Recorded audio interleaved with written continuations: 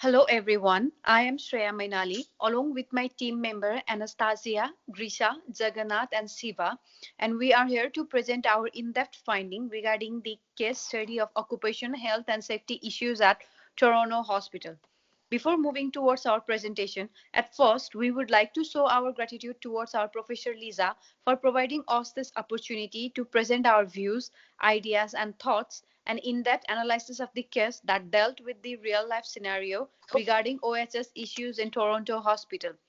So let's see the table of content, which consists of company introductions, introduction to case, identifications of the problem, recommendation, and it ends with the conclusion.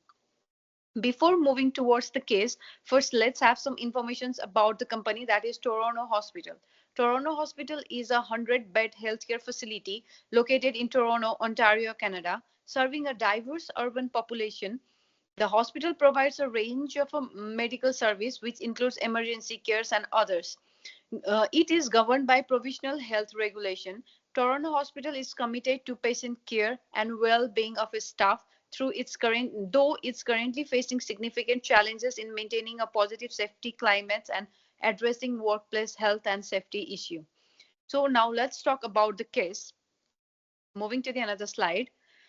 So, from the case, we came to know about the situation at Toronto Hospital, which is dire with a poor safety climate, severe staff moral issues, and escalating workplace tension due to the recent measles case. So, the key points under it includes unsafe work conditions, workplace injury, low morale and high stress, and finally harassment and aggression.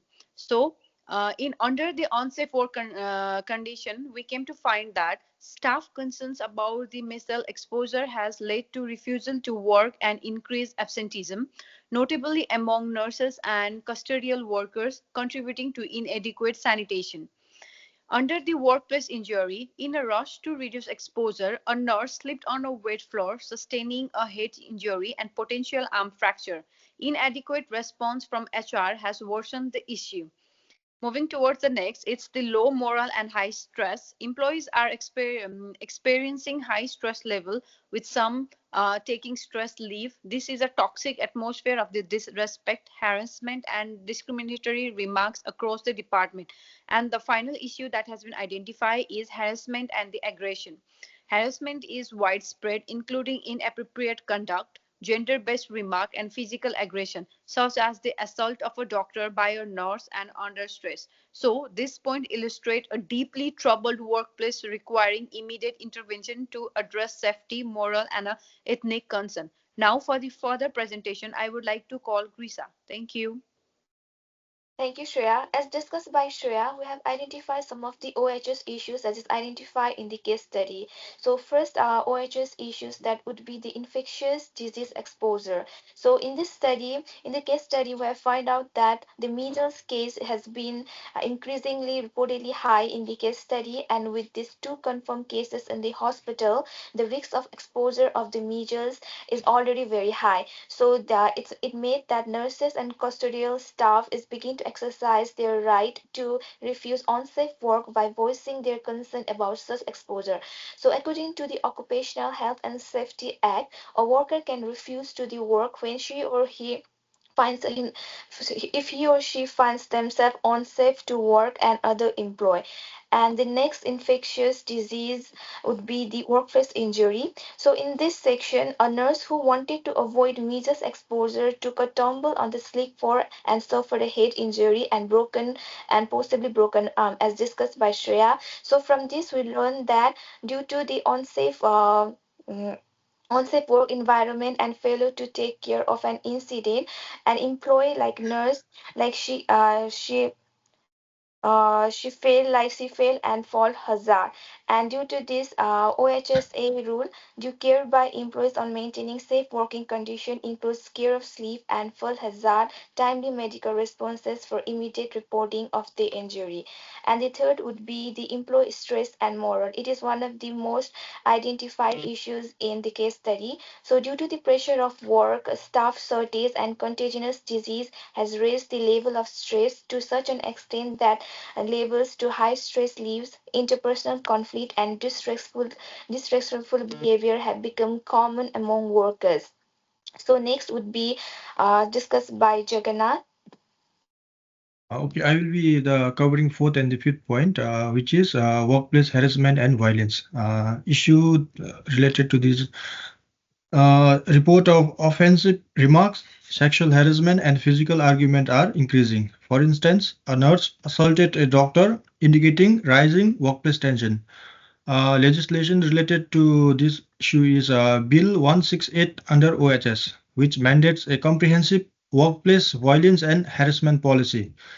On failure to comply poses legal and reputational risks. Fifth one is inadequate HR and OHS supports. Uh, in this case, HR's incomplete incident follow-ups for the injured nurse and advising them to go home and rest clearly demonstrate a lack of understanding and adherence to OHS protocols. This issue is covered by OHS. As per OHS, employer must ensure proper medical care, document incidents, and report to the Workplace Safety and Insurance Board as required. But in this case, none of the above mentioned by OHS is followed. Overall, each of these issues present serious risks to employer safety, legal compliance, and organization reputation.